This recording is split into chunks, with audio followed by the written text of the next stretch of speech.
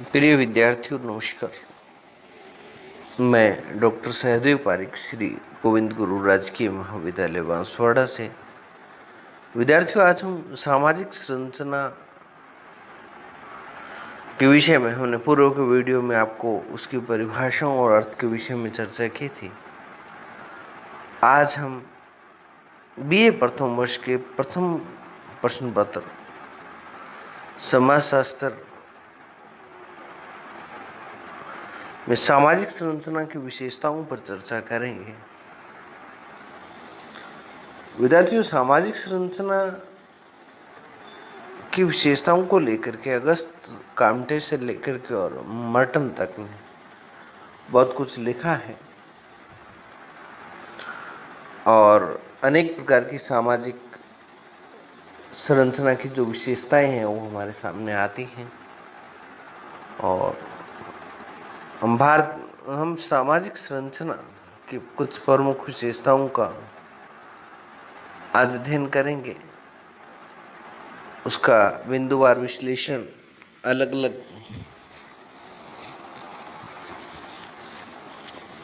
ताकि हम इस कंसेप्ट को, इस अवधारणा को और अच्छे तरीके से समझ सकें।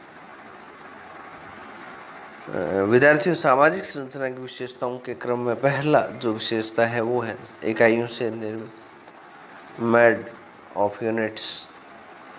मैकाइवर, पार्सन्स, जॉनसन, गिन्सबर्ग आदि ने अपनी परिभाषाओं में स्पष्ट लिखा है कि सामाजिक संरचना का निर्माण सामाजिक इकाइयों जैसे पद, भूमिका, समूह, संस्थाओं, समितियों और एजेंसियों आदि से मिलकर के होता है। समाज की और भी अनेक छोटी बड़ी इकाइयाँ हैं जो परस्पर मिलकर एक बड़े प्रतिमान का निर्माण करती हैं, जिसे हम सामाजिक संरचना कहते हैं। और जॉनसन ने लिखा कि संरचना कई सामाजिक इकाइयों और अंगों से मिलकर के निर्मित होती है। इकाइयों का निश्चित स्थान सामाजिक संरचना में जितनी भी सामाजिक इकाइयाँ जो होती हैं उनका महत्व तथा कार्य के अनुसार उनका एक निश्चित और निर्धारित स्थान होता है। स्पेंसर ने लिखा है कि संरचना जितनी सरल होगी, इकाइयों का स्थान उतना ही अधिक महत्वपूर्ण और विशिष्ट हो जाएगा। संरचना जितनी सरल होगी, इकाइयों के कार्य, महत्व तथा स्थान उतने ही कम महत्वपूर्ण हो जाते हैं। जटिल सामाजिक संरचना में अगर इकाई का स्थान बदल दिया जाए तो संरचना बिगड़ सकती है। पद, भूमिका, समूह और सामाजिक वर्ग, परिवार, संयुक्त परिवार, वंश समूह, गोत्र, उपजाति, जाति, वर्ण आदि का स्थान जो सामाजिक संरचना में स्थित होता है। तीसरी विशेषता के रूप में हम विद्यार्थियों बात करते हैं क्रमबद्धता से व्यवस्थित, यानी कि सिस्टमेटिकली अरेंज्ड होता है। अनेक इकाइयाँ मिलकर के किसी संरचना का निर्माण करती है और ये इकाइयाँ परस्पर एक निश्चित क्रम में बंधी होती है तथा व्यवस्थित भी होती है। सामाजिक संरचना सामाजिक इकाइयों का एकमात्र ढेर या झुंड नहीं कहा जा सकता, बल्कि उसमें क्रमबद्धता भी पाई जाती है। सभी संरचना जो हो संगठित, व्यवस्थित और अर्थपूर्ण होती है। परिवार, जातियां, मुखिया, पंचायत आदि का सामाजिक संरचना में निश्चित स्थान, क्रम और आरोह और अवरोह रूप से स्थिति निश्चित होती है। प्रकार्यात्मक एकता जो है रेडक्लिफ ब्राउन ने बताया कि मेलिनोवस्की, दुर्खीम, कलुखोन और आदि की मान्यता है कि सामाजिक संरचना की सभी इकाइयों में परस्पर एकता होती है और इकाइयाँ एक दूसरे से संगठनात्मक ढंग से जुड़ी रहती है तथा समाज के लिए कोई भी किसी न किसी प्रकार से महत्वपूर्ण कार्य भी करती रहती और इनका कहना है कि जिस प्रकार से जीव के विभिन्न अंग एक दूसरे से प्रकारात्मक रूप से एक सूत्र में बंधे हुए हैं, उसी प्रकार से सामाजिक संरचना की जो प्रत्येक इकाई की भी एक परस्पर एकता में रह करके मानव की आवश्यकताओं की पूर्ति करती है। मर्टन ने इसमें संशोधन किया कि आवश्यक नहीं है कि सभी इकाइयों में एकता हो, कोई ज़रूरी नहीं है कि सभी इकाइयों में एकता हो ही, और परस्पर इकाइयों में इसका अभाव भी हो सकता है कई बार इन इकाइयों में संगठन में एकता जो हो ना हो। अनेक उपसंरचनाएं, सामाजिक संरचना एक वृहद प्रतिमान होता है जिसमें अनेक उपसंरचनाएं अथवा व्यवस्थाएं होती हैं। इसमें अनेक संकुल होते हैं और संकुल अनेक सामाजिक इकाइयों या तत्वों से मिलकर के बनते हैं। इसे आप यूँ समझिए कि दो पद और भूमिका मिलकर के परिवार बनाते हैं। पति पत्नी मिलकर के एकाकी परिवार बनाते हैं, एकाकी परिवार मिलकर के शुभ परिवार बनाते हैं, और शुभ परिवार मिलकर के कई वंश समूह और कई वंश समूह मिलकर के गोत्र समूह का निर्माण करते हैं, और अनेक सारे गोत्र समूह मिलकर के जाति का निर्माण करते हैं। जाति उपजातियां मिलकर के जाति व्यवस्था और ग्रामीण सामाजिक संरचना का निर्माण करते हैं, और इसी प्रकार ब्राह्मण, क्षत्रिय, वैश्य और शूद्र, ये चार वर्णों की जब हम बात करें तो ये सामाजिक संरचना का निर्माण करते हैं। निम्न वर्ग, मध्यम वर्ग, उच्च वर्ग मिलकर के सामाजिक संरचना को निर्मित करते हैं, यानी कि तीनों ही प्रकार के जो वर्ग है, वर्ण है, वो व्यवस्था या सामाजिक व्यवस्था में पाए जाते हैं। ये प्रत्येक छोटे संगठन और उपसंरचनाएं मानी जा सकती हैं। अमूर्तता की बात करें तो विद्यार्थियों पार्सन्स, मैकाइवर, पेज, मजूमदार और मदान ने अपनी सामाजिक संरचना की जो परिभाषाएं दी हैं, उन परिभाषाओं में भी ये चीज़ें स्पष्ट की कि ये जो सामाजिक संरचना होती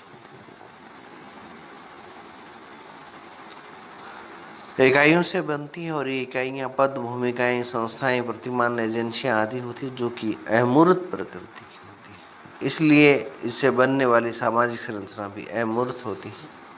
और रेडक्लिफ ब्राउन ने सामाजिक संरचना की परिभाषा में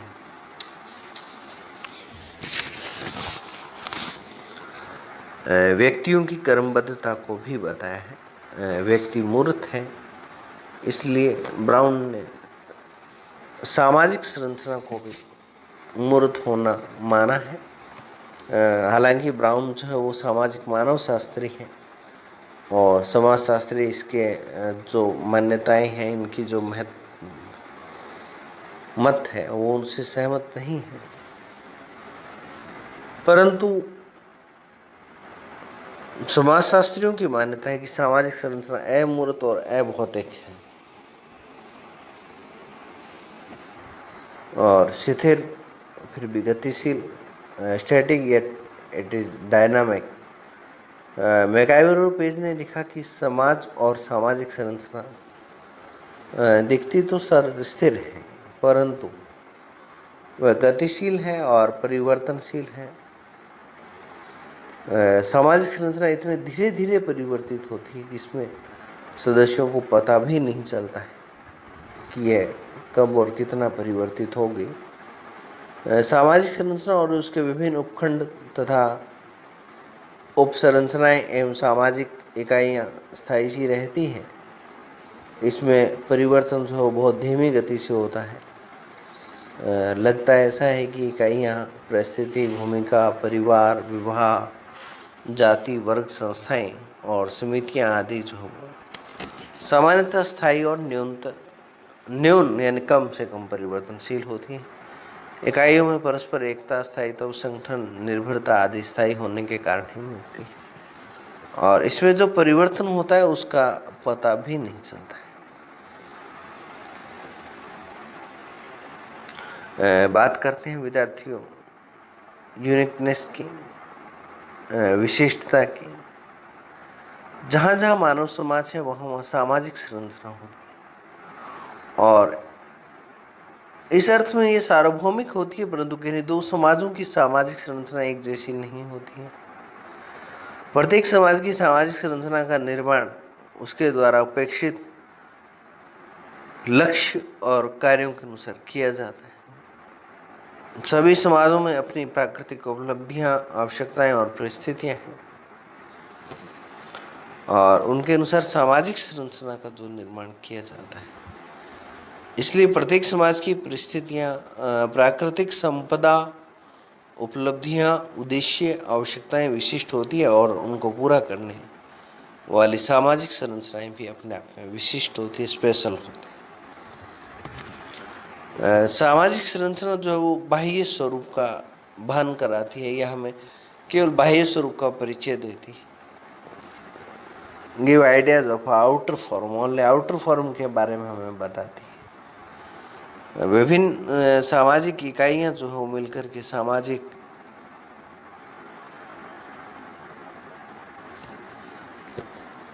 संरचना का निर्माण करती है।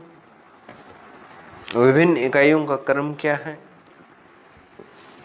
वे एक दूसरे से किस प्रकार से संबंधित है, और इनके द्वारा निर्मित उपसंरचना की इकाइयाँ कौन कौन सी हैं, वे परस्पर किस प्रकार से संबंधित है, और उनके द्वारा निर्मित उपसंरचना की इकाइयाँ कौन कौन सी हैं, और वे परस्पर किस प्रकार से संबंधित हैं। इकाइयाँ जिस पूर्ण, समग्र या संगठन का निर्माण करती हैं, वह उपयुक्त बिंदुओं के विभिन्न सम्मेलन, नियंत्रण, संचालन आदि पर निर्भर करता है। जो पूर्ण प्रतिमान बनता है वह संरचना के केवल और केवल बाह्य स्वरूप को, यानी कि आउटर फॉर्म को ही स्पष्ट करता है। उदाहरण के रूप में लकड़ी के पाए तथा उसका ऊपरी हिस्सा मिलकर के पढ़ाई की मेज, डाइनिंग टेबल और ड्रेसिंग टेबल आदि बनाते हैं, और विभिन्न संरचना वाली मेजों के बाह्य स्वरूप से स्पष्ट है, उसके कार्य भी जो स्पष्ट हो जाते हैं।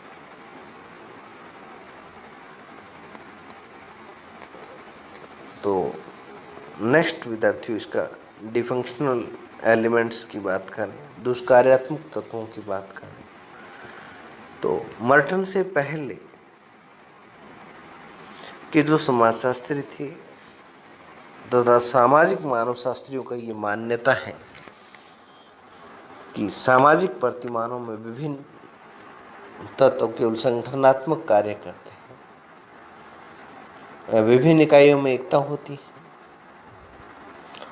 और मैलिनोवस्की की इस मान्यता के कट्टर समर्थक थे।